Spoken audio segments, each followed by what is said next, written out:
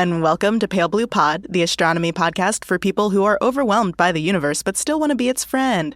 I'm your host. I'm Dr. Moiya McTier, an astrophysicist, a folklorist, and a good friend to the universe. And I am recording from my office here at Pale Blue Podiversity, but I'm expecting a call from my little brother, and we are going to talk through his schedule for observing the night sky this fall and winter. I think he should be calling any minute now.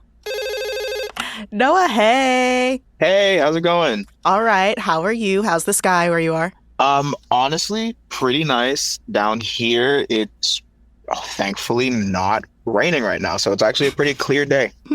Okay. You're in Florida, which means it probably will rain later today. Yeah, honestly, probably in the next 15 minutes it'll start raining, but you know what? I'm hopeful. Yeah, it's beautiful for now. Yeah.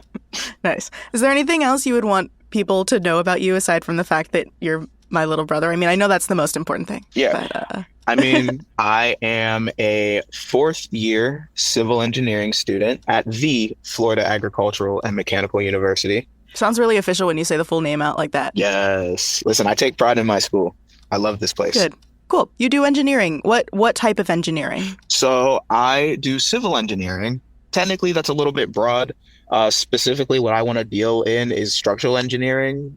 So that'll hopefully lead more into me dealing with like bridge work and like bridge design, but also I have been learning about like wastewater distribution as well as like road design. So very cool. Like from how water moves to places to, you know, the bridges that sit in the water is essentially what I could deal with, but I want to go into structural engineering. That's very fitting, given that we, are both from around the city of bridges. Yes, and took exactly. Its influence. Okay, well, I have some get-to-know-you questions. I know I asked some the last time you were here, but I do have more. I've been cycling through, and the first one that has been new since you've been here is, what's your favorite unit of measurement? Honestly, none, because I hate all of them. I should probably just say metric system, because that's just all of it, just all the metrics. Yeah, because that's what I have to know. I'll just say meters. At this point, I know what a meter is. Is it the favorite? No, you're such a hater. But it's I'm most familiar with it. Fair, okay, not like handfuls or like okay. I mean, if answers memories like that, or if answers like that, I like pinch. You know, just a pinch of something. Any recipe I try to get from my mom. I mean, you know, just a pinch of this, a little of that. It's never an amount. Let me just because my hands are literally bigger. So like a pinch to me might be 3. What's the pinch to pinch ratio here? I don't know. That's how you get to practice your conversions for school. Right. No, that's just how I oversalt something. Fair enough. That's okay. Just add some potato. You'll be fine. Just add some potato. I haven't asked that question in a while, and I'm a little surprised that no one has made like a Rent reference. Like no one has said sunsets or daylight. Like I'm just like, I don't know. It's interesting. But we'll move on. I mean, in my defense, and maybe the other people's defense, when you say like unit of measure, the first thing that I think of is like a yardstick or like just a ruler in general. I'm like, oh, okay. Well, I guess those are a little boring. What's a little bit better? Like, okay. Maybe not even boring, just like, I want to be different and not say inches. Yeah. Yeah. Okay. I guess I'm a particular type of nerd who has favorite units of measurement. Anyway, what event in space would you most like to witness, Noah, if you could do so safely? It could be in the past, in the future, and anywhere in the universe. Okay. I feel like getting to witness the birth of a new star would be cool, but maybe like a time-lapsed version, because I feel like in and of itself, it might take a long time for it to like fully form into one. But like, assuming I could like actually in my lifetime like witness one, I'd probably say the birth of a star, because I feel like that would be cool to like see.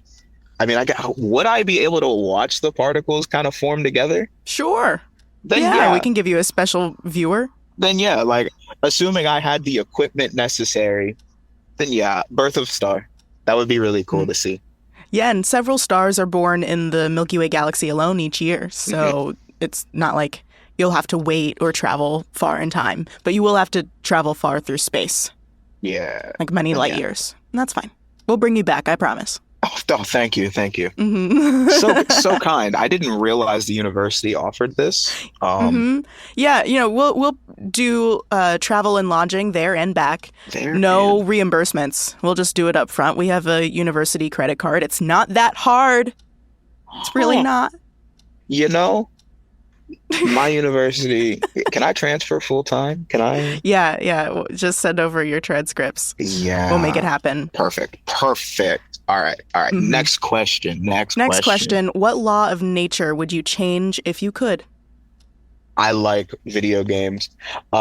If I could make it just apply to me, double jump would be really cool.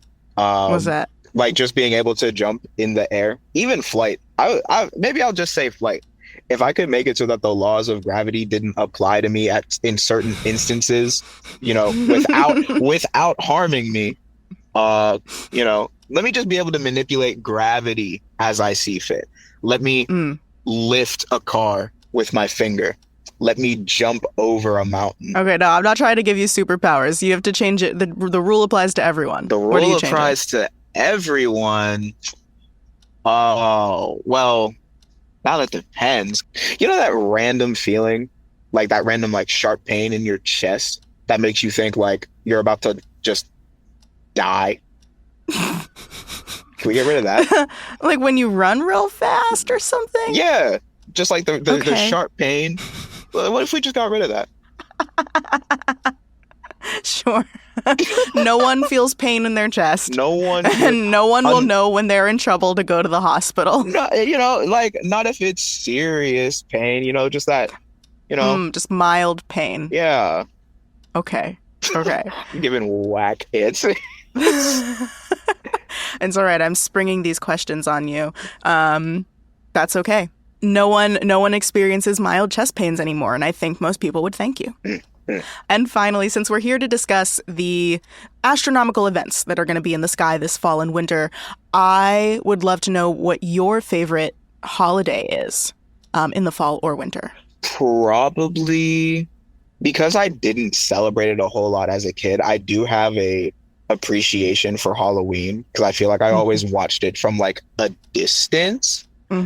So it's a tie between Halloween and Thanksgiving. I think I'm gonna have to go Halloween just because like I love the fall temperature, especially now that I live in Florida. I need it to be cold-ish, even though cold for us is like 70 something. Like yeah, Halloween. That's so exciting. I didn't expect us to have the same favorite and like the same ranking too, because for me it's Halloween, Thanksgiving, my birthday, Christmas. Do we call our birthday fall? No, it's winter. I guess it is winter. Yeah. Okay. Yeah. It's the third best day of the year. Yeah. Our birthday, because we're twins. Right, because we're twins. Excellent. Okay, so now I want to help you plan out your observing schedule, and I'm going to go through all of the events that are happening, let you know if I think it's worth trying to see them, and you can mark down any that you don't want to miss. Okay. Sound good? That sounds perfect.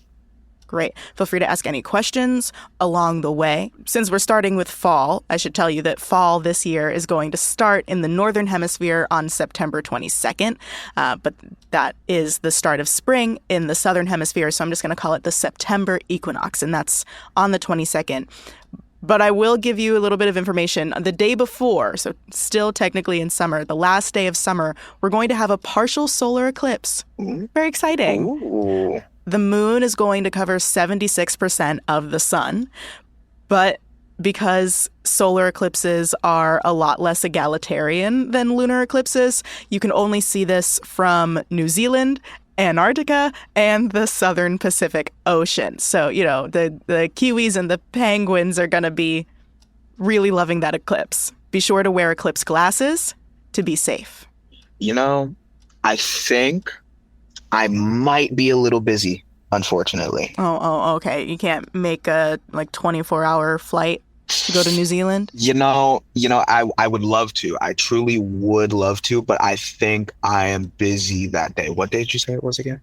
The 21st. Oh, yeah. I'm busy. I'm busy. You got I'm stuff. busy. I don't know with what, but I am busy. I am busy. Okay. Well, when whatever those plans are end, you can watch Saturn at opposition also on the 21st. That means that it's the closest to Earth that it's going to be in both of our orbits. And that also means that the Sun, Earth, and Saturn are lined up in that order. That's called at opposition. And you'll hear that many times throughout this episode. Okay. How often do, I guess, the planets and the sun align like that? I mean, I guess in this case it would just be, you said Saturn, Earth, and the sun. How often, does that occur? Pretty often. For the planets that are farther out, it happens less frequently because they just take longer to move around their orbits. For the inner planets, it happens more frequently, but Saturn comes to opposition nearly every earthly year. So I guess as the Earth goes around, at some point during our year, we will be close. Yeah, closest for that orbit. But I guess that also means that 1 year's opposition is not necessarily going to be the same distance as the next year's opposition. Oh, yeah, because Saturn would still be going through its orbit. So it would not be as close. Okay. Yeah, Saturn's opposition doesn't always happen at the same point in our respective orbits. Okay. Cool. Yeah. I can make that then. Yes, you can. Actually, you would be able to see the planet all night long. It's close enough that you can see the planet and its bright moons like Titan and Enceladus with a kind of basic telescope, which is pretty cool. It's only going to be 800 million miles away. So, basically in our backyard. That's a real big yard. That's a real big yard, yes. And then 2 nights later, Neptune is also going to be at opposition on September 23rd. It's going to be about 2.7 billion miles away. And you're going to need a stronger telescope to see it. It is the furthest planet in our solar system from us. But that will be the best time, and it should be up all night, visible anywhere, pretty much. That's actually really cool. And this would be, for where I am, in Florida, I would be able to see these? Or Okay. Yeah, if you had, you can definitely see Saturn, even with some maybe good binoculars, actually. But if you have a hobby telescope, you can get those for around $100, I think. You would be able to see Saturn and its moons, and then Neptune as a bright spot. Okay. That's actually pretty cool. Yeah, I think so. And easy to see. You shouldn't have to do much. Moving into October, from October 4th to October 10th is the United Nations World Space Week. They do a bunch of events around the world. You can check worldspaceweek.org for events near you. This year's theme is living in space. So I imagine they're going to have a lot of events where they tell you about what astronauts do when they're up at the ISS, or what types of habitats we would need to build if we were going to try and live on Mars or the moon or something. So check out World Space Week from starting October 4th. Not an event in space, but events about space, I think, count. No, I think that totally counts. Have you interacted with Space Week before? Do you have a favorite Space Week? I've never interacted with World Space Week from the UN. I've interacted with Black Space Week. That's my favorite Space Week. Black Space Week? Yeah. You're holding out on me. Don't gatekeep. Don't gatekeep. I'm sorry. If you had shown more of an interest in space, I would have known to share it with you. I tell you about my Black Astro friends. Yeah. Well, they created an organization called Black and Astro, and every year around Juneteenth, they do a week's worth of events, panels, community building, strategy things. They have really, over the last few years, gotten so good at bolstering the Black astronomy community through Black Space Week. So I usually do a panel on Afrofuturism for them and storytelling. Okay. That's actually really cool. Gatekeeping to your own brother. I'm sorry. I can't tell you everything I do, that would take too long. It would take too long. Okay, I'm gonna remember that. I'm gonna remember that. I guess you gotta ask every once in a while, hey, Moiya, are you doing any cool black things? You know, I didn't think I'd have to ask, but it's okay. It's okay. I'll be better. Okay. I'll ask in the future. Okay. That week, on the 7th of October, you can see the Draconids meteor shower. This is a low-frequency shower, so it's Earth passing through a pretty small debris cloud left over by a smallish comet. And It's also around the time of the full moon, so it's going to be really hard to see them unless you are in a super dark place. Visible anywhere in the world, but you would see them in the early evening. And Noah, I think for you, probably not worth it. So I should probably skip this one. I think skip the Draconids, yes. Okay. But that same night on October 7th, will be the first of 4 supermoons in a row. Supermoons? Have you not heard of supermoons? I have not. So exciting. So the moon's orbit isn't a perfect circle. It's an ellipse. So sometimes the moon is closer to us and sometimes it's farther away.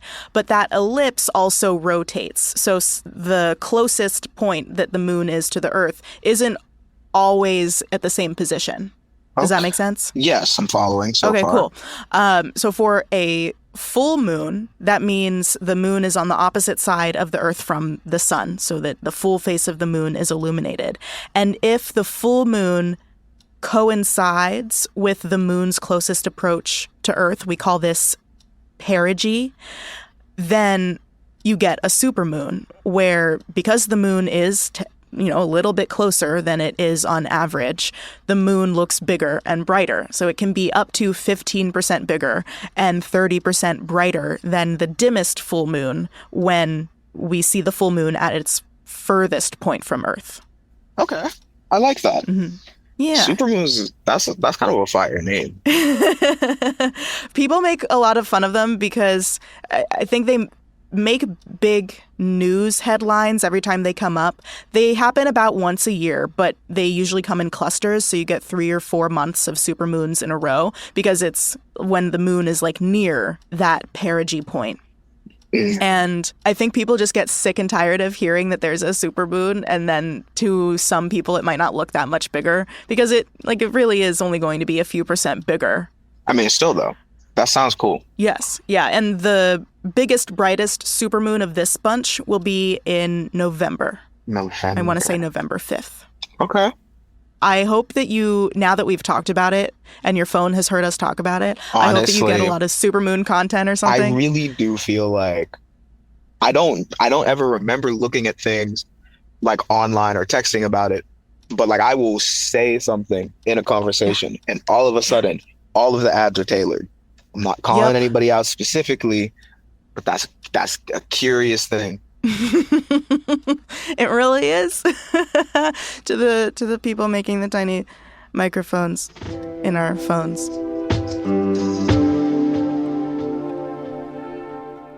Hey there, friends. It did actually start raining where Noah is, so he stepped out to watch the clouds, which gives me a few minutes to share some messages with you.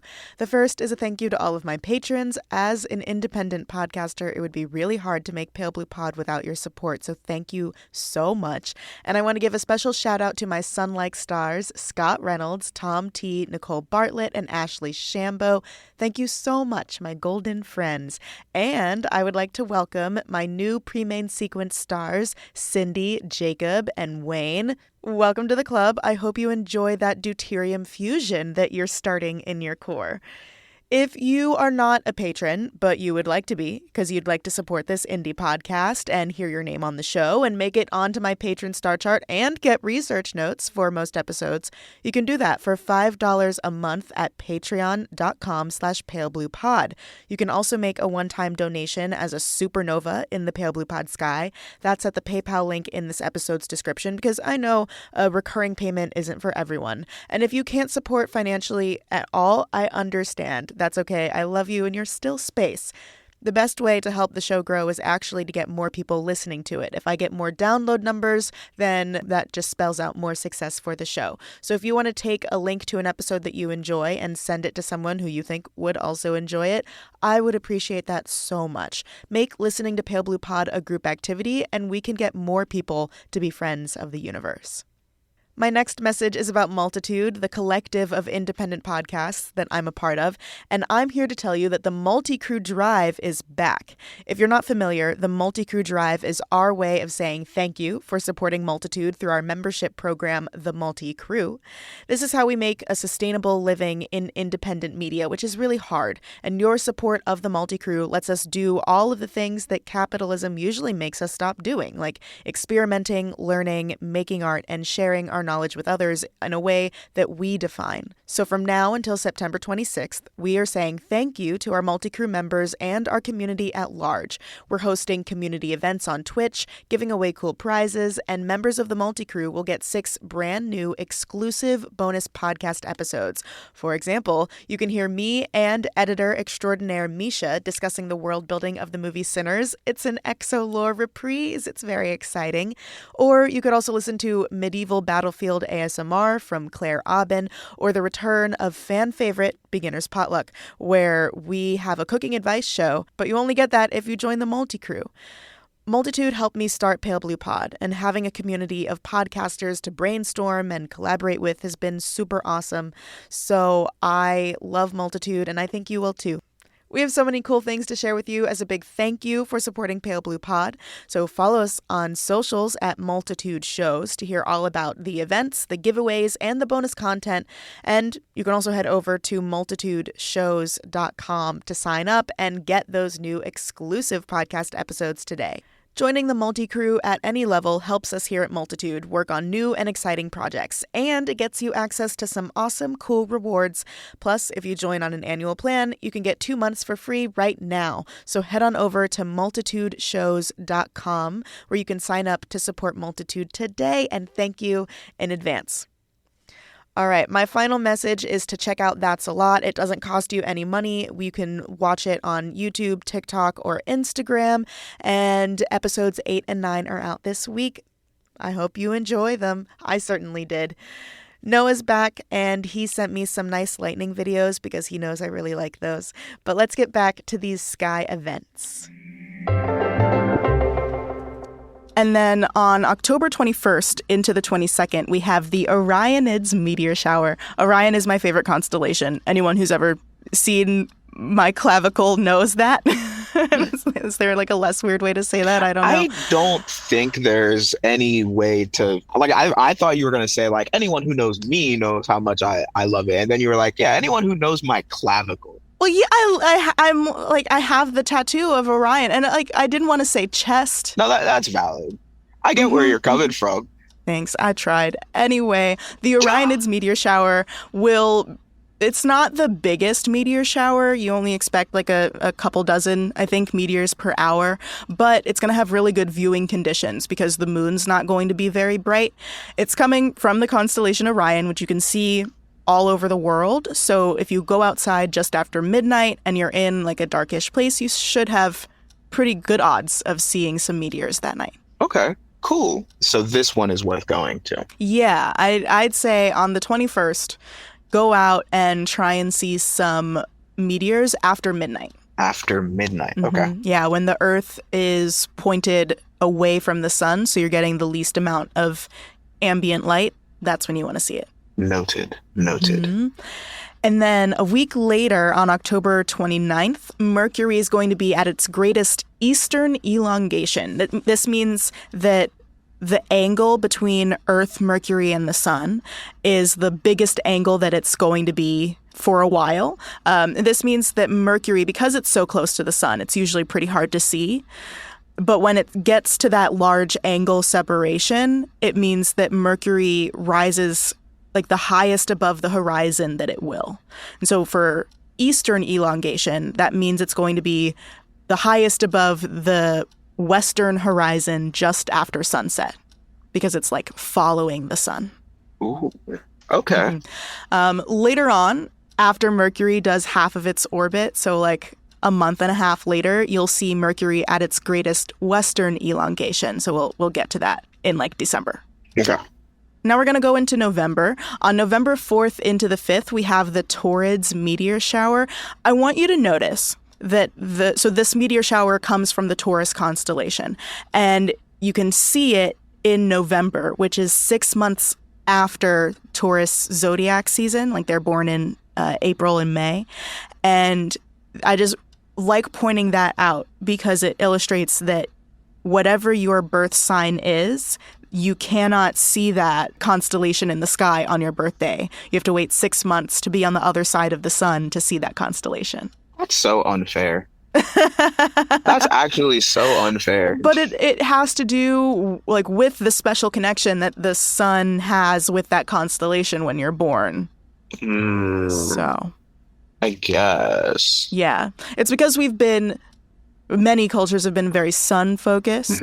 You know, if we paid more attention to the night than we already do, maybe we would designate birth signs by the stars you can see. I don't know. But we love the sun. We do. Shout out. I do. I don't. But as a species. Shout out the sun. All right. I like sun things. I don't know where I'm going with this. Okay. You can like the sun. I can like the moon. And you know, it's okay for twins to be a little bit different. Yeah. Yeah. But on the 4th into the 5th, the moon's going to be really bright. This is going to be the brightest, or around the time of the brightest supermoon. And so you're not actually going to be able to see the Taurids meteor shower. But I do think it's interesting that this meteor shower actually comes from two different sources. There's one asteroid and one comet. The difference between those being that an asteroid is typically rocky and kills dinosaurs, and a comet is icy and leaves behind a tail of gas as it orbits close to the sun. And these two different sources give the Taurid meteor shower two different streams that we pass through. So that's pretty exciting. Okay. I like that. And this is in November, correct? Yes, this is early November. All of the dates that I'm giving you for each meteor shower, that's when the shower peaks. But really, these showers will last several days up to several weeks. But I'm telling you when it's going to be at its height of activity. Okay. Cool. For the astrology fans who care about Mercury being in retrograde, I will tell you that it will go into retrograde on November 9th for 20 days, and then it will come out of retrograde on November 29th. And I will reiterate that when Mercury goes into retrograde, it's not actually that the direction of the planet's motion shifts. It's just that we are overtaking Mercury's motion in a way like cars on a racetrack, where because we are moving faster than them, it looks like they are moving backwards. Okay. What does that mean, by the way, when something's in retrograde? It means it looks like its like direction of motion changes and it goes backwards around the sun.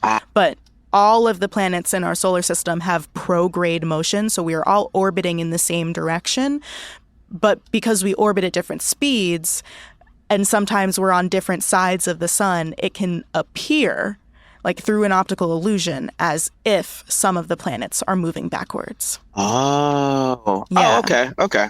I can see that. Yeah, so if we're right by each other, and this happens with like Mars often, especially because we move faster than Mars. If we're right by it and we pass it, Mars is still moving forwards, but it's moving slower, so it looks like it's moving backwards.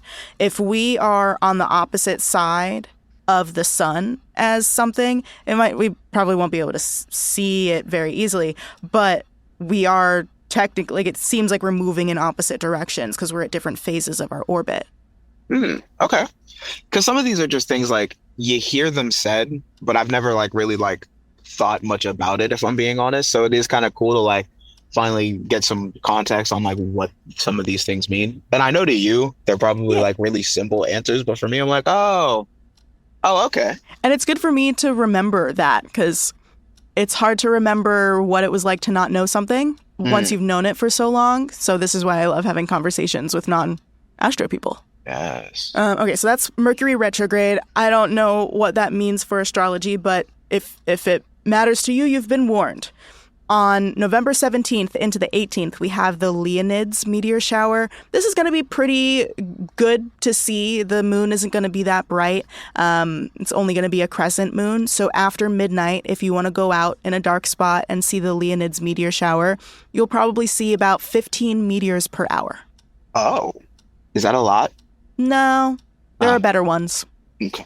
We have another planet that's going to be at opposition starting November 21st. This is Uranus. It's only going to be 1.8 billion miles away, which is so close for Uranus. And it's going to be visible all night long. So if at any point you want to go outside and try and see Uranus, it will be a bright point of light working its way across the sky. Okay.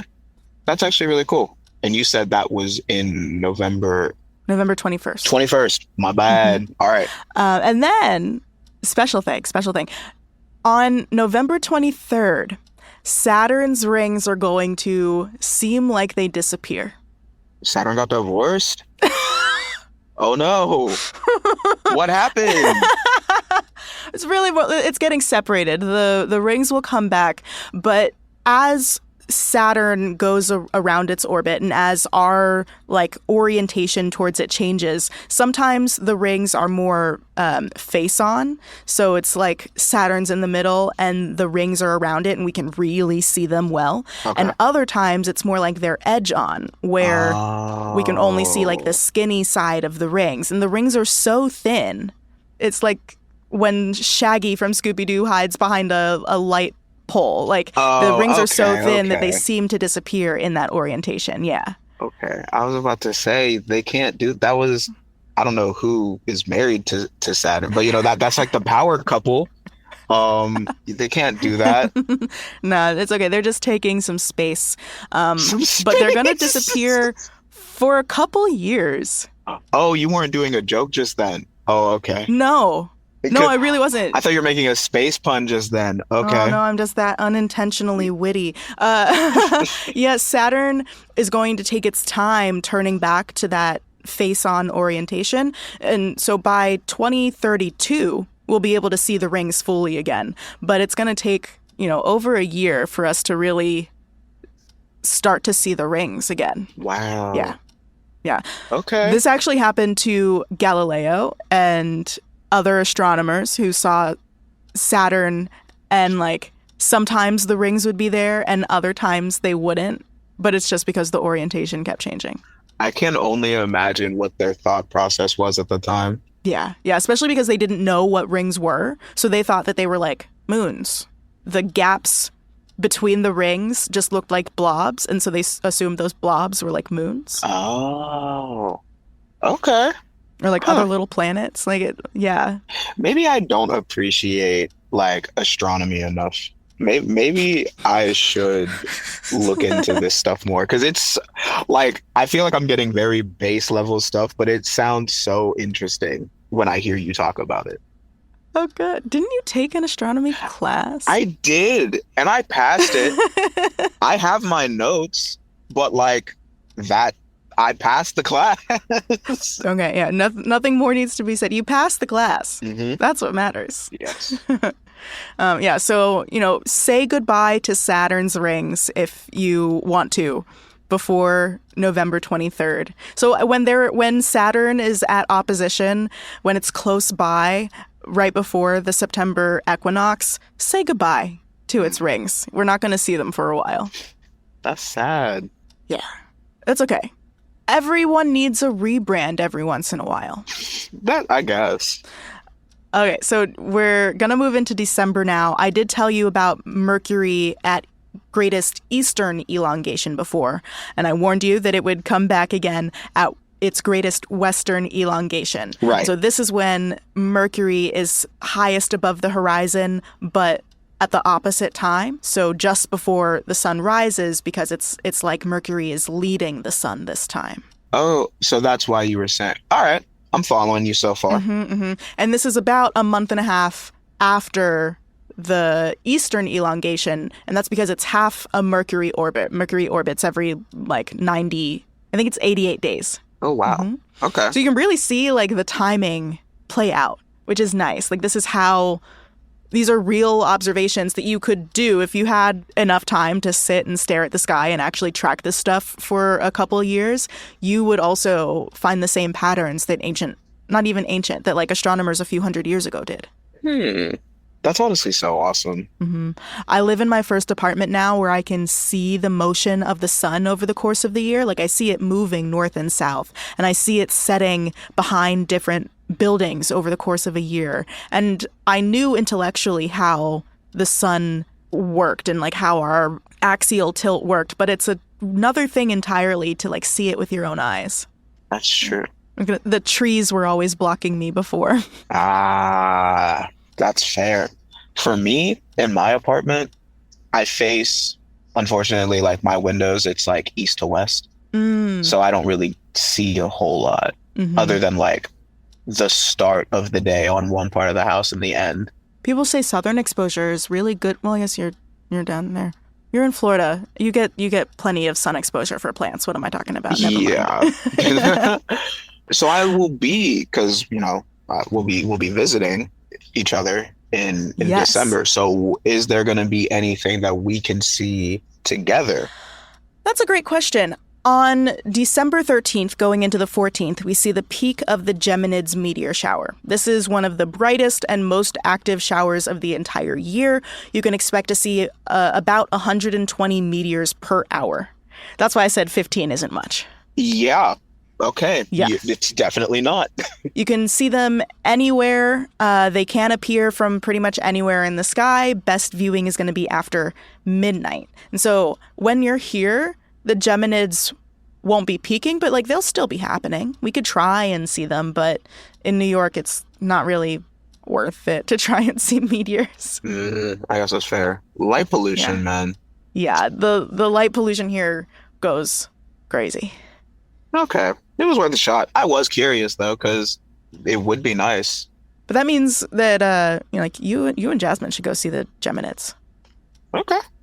The December solstice, which for the northern hemisphere starts winter and for the southern hemisphere starts summer, happens on December 21st. And this is the time when the sun is passing directly over the Tropic of Capricorn, which is like it's 23.5 degrees south. And it'll happen around 3 p.m. in like universal standard time. And on that same day, so we're getting a solstice and a meteor shower on the same day. A double feature. The universe is kind in that way, or efficient. And so you can see the Ursids on the solstice. It's going to be pretty dim. The Ursids don't usually have many meteors coming through, but there's not going to be much light from the moon. So if you happen to be in a dark enough spot, and if you're patient and you want to go outside after midnight, feel free to see the Ursids. It is in the northern hemisphere at least, the longest night of the year. So you will have more time to see them. Okay. It's good to know, though.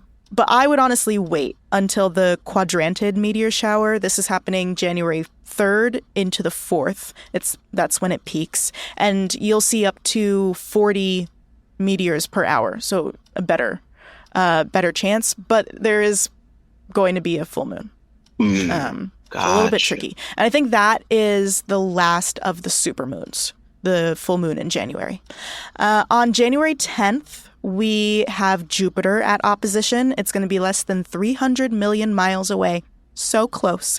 So with a run-of-the-mill telescope, you could see the big red spot. You could see the color differentiated bands in Jupiter's atmosphere, which is really cool. You can actually see that they are different colors because there are different molecules being trapped in like wind channels, and they alternate because they have different densities, so they don't really mix together as the atmosphere swirls. It's really cool. That's actually awesome. Yeah, and you would be able to see the Galilean moon, so the 4 moons that Galileo discovered but did not name.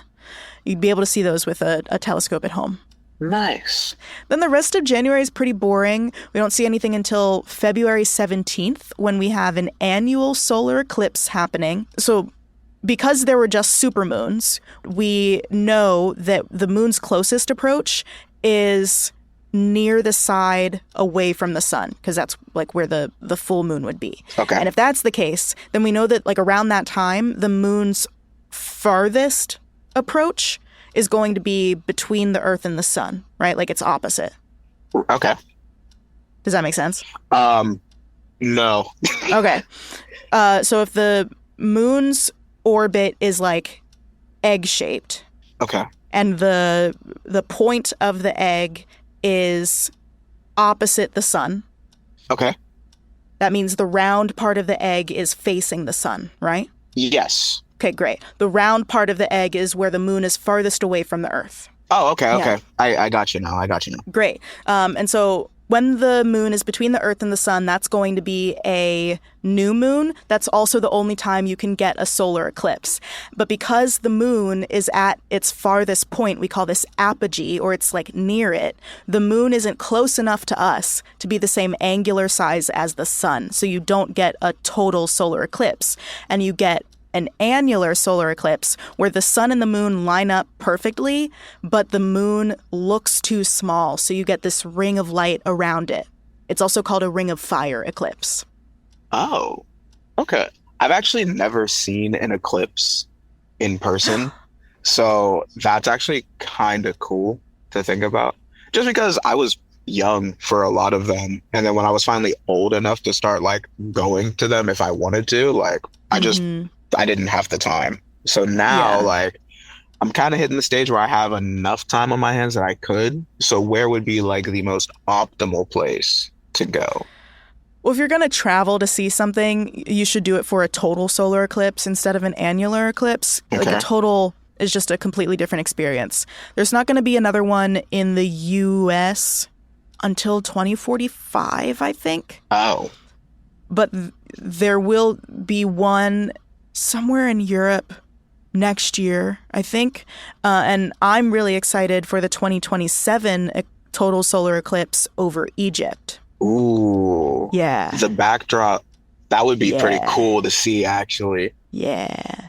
I'm putting it out there into the universe. Anyone who, is organizing a trip to Egypt for that eclipse and wants to, have their favorite resident astrophysicist / folklorist for the event, please let me know. Yeah. I would love to have that trip for work. That would be awesome. Yeah.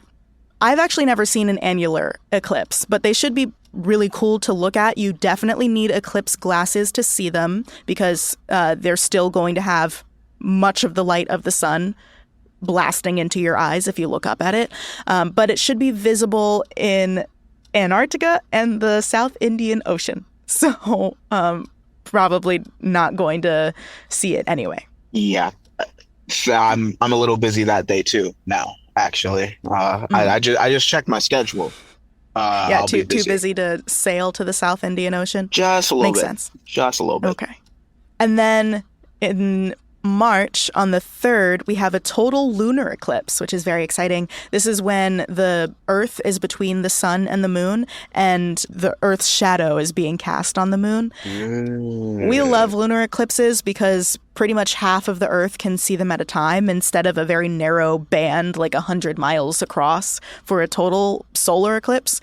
So the lunar eclipse on March 3rd will be visible from East Asia, Australia, and North America, and all of the oceans in between. So kind of like the east-north part of the globe. And in New York City, at least, and you can adjust from there for your local time zone, the eclipse, like totality of the eclipse, is going to start around 6 a.m. Oh. So if you're an early riser, you have a good chance of seeing a total lunar eclipse on March 3rd. That's pretty cool. I will probably be asleep, unfortunately. Have you ever seen a lunar eclipse? I have seen a lunar eclipse. Okay. Yeah. It's worth seeing, but if you've already seen one, don't need to wake up at like 5:30. Yeah. And then winter ends officially on March 20th. It's an early spring equinox in the northern hemisphere.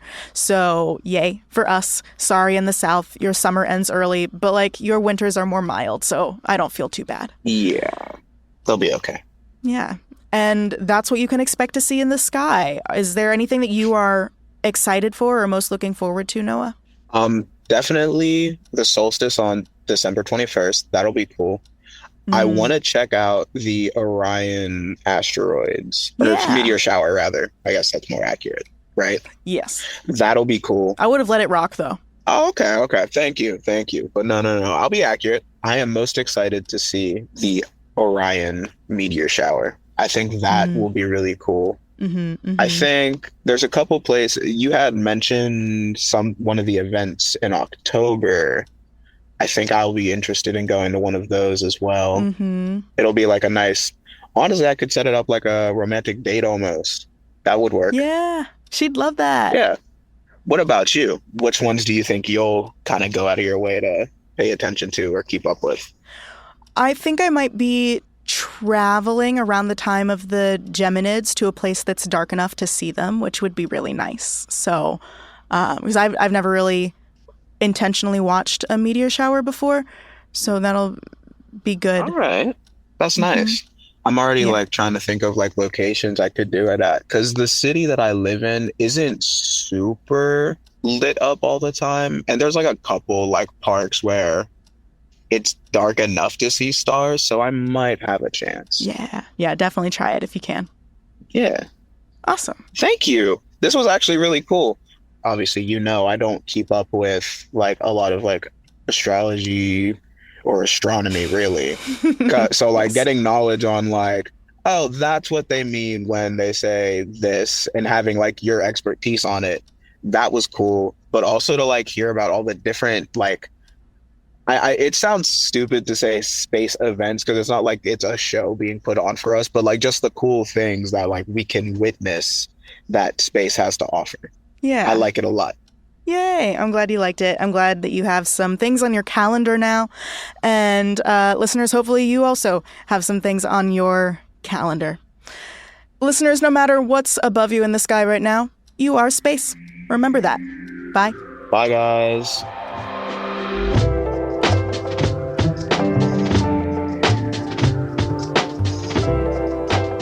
Pale Blue Pod is hosted by me, Dr. Moiya McTier, aka the universe's bestie.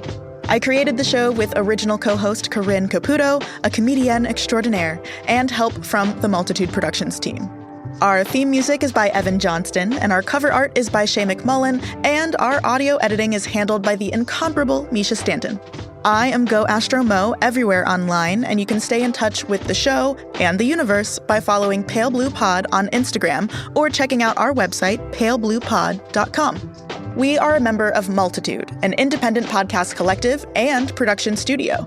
So if you like Pale Blue Pod, you will love the other shows that live at multitude.productions. And if you want a shout out on the show and research notes for every episode, you can join our community over at patreon.com/palebluepod for just about $1 per episode. Thank you so much for listening to Pale Blue Pod. I'll be back next week. Bye.